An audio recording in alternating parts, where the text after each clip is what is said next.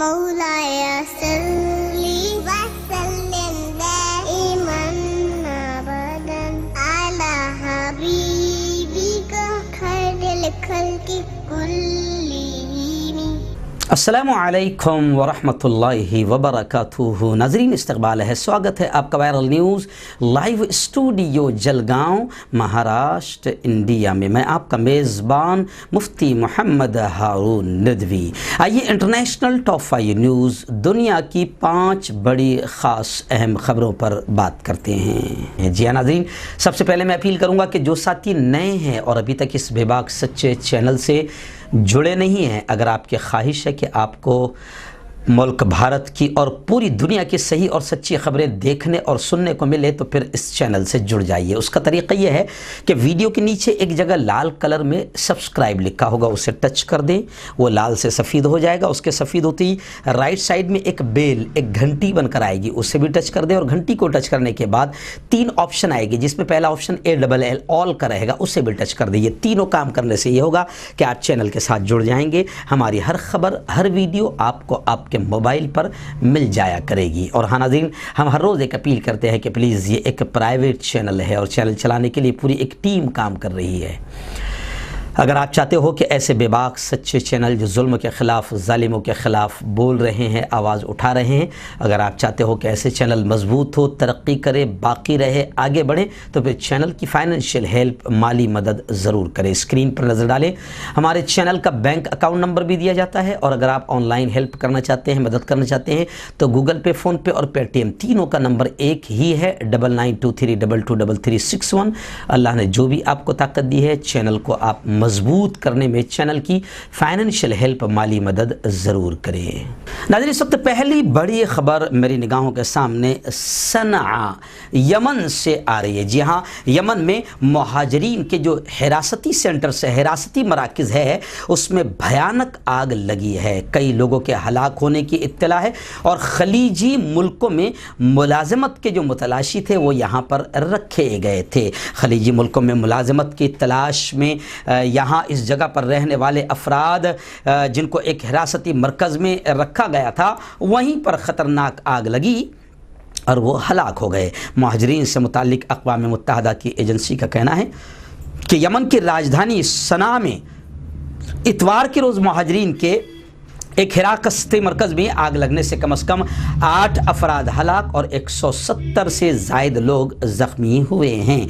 अभी ये नहीं पता चल पाया है कि हौसी बागियों के ज़ेर इंतज़ाम इस मरकज़ में आग किस तरह लगी। अक़वाम मुत्तहिदा की मुहाजिरीन एजेंसी की डायरेक्टर का ये कहना है, ट्विटर पर उन्होंने लिखा कि यमन के सनआ शहर में एक हिरासती मरकज़ में आग लगने के नतीजे में मुहाजिरीन और मुहाफ़िज़ों की मौत पर मुझे इंतहाई अफसोस है। उन्होंने मज़ीद लिखा, गो के 8 अफराद की हलाकत की तस्दीक हुई, ताहम मरने वालों की असल तादाद इससे कई ज़्यादा बताई जा रही है। ताहम मरने वालों की असल तादाद बहुत ज़्यादा है जो अभी तक सामने नहीं आई है। इंक्वायरी, तहकीकात शुरू है कि आग लगने की असल वजह क्या हो सकती है। नाज़रीन, इस वक्त स्विट्ज़रलैंड से बड़ी खबर आ रही है। जी हाँ, स्विट्ज़रलैंड में मामूली अक्सरियत के साथ बुर्क़े पर पाबंदी का ऐलान कर दिया गया। रेफरेंडम में मामूली अक्सरियत के बावजूद भी फैसला नाफिज किया गया। स्विट्ज़रलैंड में सड़कों पर मुकम्मल चेहरा ढांपने वाली मुस्लिम महिलाएं शाज़ो नादिर ही बहुत कम नज़र आती है। इसके बावजूद बुर्क़े पर पाबंदी के मुतालिक रेफरेंडम कराया गया था। अबूरी नताइज के मुताबिक इसके हक़ में मामूली अक्सरियत हासिल हुई। स्विट्ज़रलैंड में अवामी मकामात पर ख़वातीन के चेहरों को मुकम्मल ढांपने पर पाबंदी के हवाले से इतवार के रोज़ होने वाले रेफरेंडम के अबूरी नताइज से पता चलता है कि इसे बहुत मामूली अक्सरियत से कामयाबी मिली है। खैर, बुर्क़े पर पाबंदी के लिए दुनिया के और भी कई मुल्कों में गुफ्तगू होती रहती है और शरारतें की जाती रहती है, लेकिन बुर्क़े पर पाबंदी लगाना या ना लगाना इसकी कोई अहमियत नहीं है।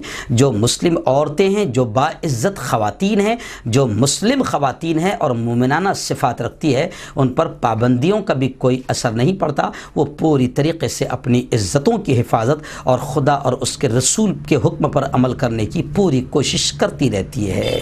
नाज़रीन, तीसरी बड़ी ख़बर इस वक्त मेरी निगाहों के सामने आ रही है और वो ख़बर यह है जनाब कि सऊदी अरब के ख़िलाफ़ استعمال ہونے والے جتنے میزائل ہیں ان پر امریکی سینیٹر نے یہ دعویٰ کیا ہے کہ ان پر ایرانی فنگر پرنٹس ہے۔ ظاہر بات ہے کہ ایران اور امریکہ کی جو کشیدگی ہے اور جو آپسی تعلقات میں خرابی ہے، اس کو لگاتار ہم آپ کے سامنے پیش کرتے رہتے ہیں، لیکن ابھی امریکی سینیٹر نے جو ایران کے خلاف الزام لگایا ہے اور یہ کہا ہے کہ سعودی عرب کے خلاف استعمال ہونے والے میزائلوں پر ایرانی فنگر پرنٹس ہے، اس کو لے کر اب پھر لگتا ہے کہ امریکہ اور ایران میں کشیدگی، نفرتیں بڑھ جائے گی۔ سعودی عرب میں تیل کی تنصیبات، یمن کے حوثی باغیوں کی طرف سے کیے گئے میزائل حملے پر ریئیکشن میں امریکہ کے ریپبلکن سینیٹر نے ایک ٹویٹ میں کہا کہ صدر جو بائیڈن کی انتظامیہ نے ایرانی ملاؤں کی حکومت کو سعودی عرب کے خلاف ایک اور میزائل حملے کا موقع فراہم کر دیا ہے۔ ان کا کہنا ہے کہ سعودی عرب کے خلاف استعمال ہونے والے تمام بیلسٹک میزائل پر ایرانی فنگر پرنٹس ہیں۔ حوثی ملیشیا خود سے ایسے ہتھیار تیار نہیں کر سکتی۔ انہوں نے مزید کہا کہ امریکی صدر جو بائیڈن کی انتظامیہ تہران پر پابندیوں میں نرمی لانے کی خواہش نے ملاؤں کی حکومت کو امریکہ اور اس کے اتحادیوں کے خلاف اپنی جارحیت بڑھانے کا موقع اور ترغیب پھر دیا ہے۔ ناظرین، سیکنڈ لاسٹ چوتھی بڑی خبر اس وقت میری نگاہوں کے سامنے آ رہی ہے کہ ایک فرانسیسی ارب پتی سیاستداں ایک ہیلی کاپٹر حادثے میں ہلاک ہو گئے۔ فرانس میں ایک ہیلی کاپٹر حادثے کے نتیجے میں ایک مقامی ارب پتی، پولیٹیکل لیڈر، سیاستداں سمیت کئی افراد ہلاک ہوئے ہیں۔ فرانسیسی صدر ایمانوئل میکرون نے ٹویٹر پر کہا کہ فرانسیسی ارب پتی اور سیاستداں اتوار کے روز ہیلی کاپٹر حادثے میں ہلاک ہوئے ہیں، اور ساتھ ہی 69 سالہ ڈوسیل صنعتکار اور ارب پتی، یہ ان کے بڑے بیٹے تھے۔ فرانس کے مشہور جنگی طیارے رافیل اور اخبار انہی کی ملکیت ہے۔ میکرون نے ٹویٹر پر کہا کہ فرانس سے وہ بڑا پیار کرتے تھے اور فرانس ان سے بڑا پیار کرتا تھا۔ جی ہاں، پولیس ذرائع کے مطابق خبریں یہ ہے کہ یہ ایک پرائیویٹ ہیلی کاپٹر تھا جو اتوار کی سپہر نور منڈی میں گر کر تباہ ہوا۔ فوربیز میگزین جو دنیا کی ورلڈ فیمس میگزین ہے، فوربیز میگزین کی 2020 کے لیے دنیا کے سب سے امیر لوگوں کی جو لسٹ ہے، فہرست ہے، اس کے مطابق 2002 سے قدامت پسند ریپبلکن قانون ساز ڈسالٹ اپنے دونوں بھائیوں اور بہن کے ساتھ اس فہرست میں 361 نمبر پر ان کا شمار تھا۔ ناظرین، اس وقت آخری بڑی خبر لبنان سے آ رہی ہے۔ جی ہاں، لبنان میں مظاہرے، آندولن کی وجہ سے معاملات پوری طریقے سے ٹھپ پڑ گئے ہیں۔ معاشی بحران کے خلاف بڑی تعداد میں اب لوگ سڑکوں پر اتر آئے ہیں۔ لبنان میں پیر کی صبح احتجاجی مظاہرین نے مختلف علاقوں میں مرکزی راستوں کو بند کر دیا۔ ان میں زیادہ تر راستے راجدھانی بیروت آنے والے ہیں۔ مظاہرین ڈالر کے مقابلے میں لبنانی کرنسی کے ریکارڈ توڑ گراوٹ اور ملک کے سیاسی جمود میں ڈوب جانے کے خلاف سراپا احتجاج کر رہے ہیں۔ یہ مسلسل 7واں روز ہے جب بیروت میں داخل ہونے والے زیادہ تر راستوں کی بندش دیکھی جا رہی ہے۔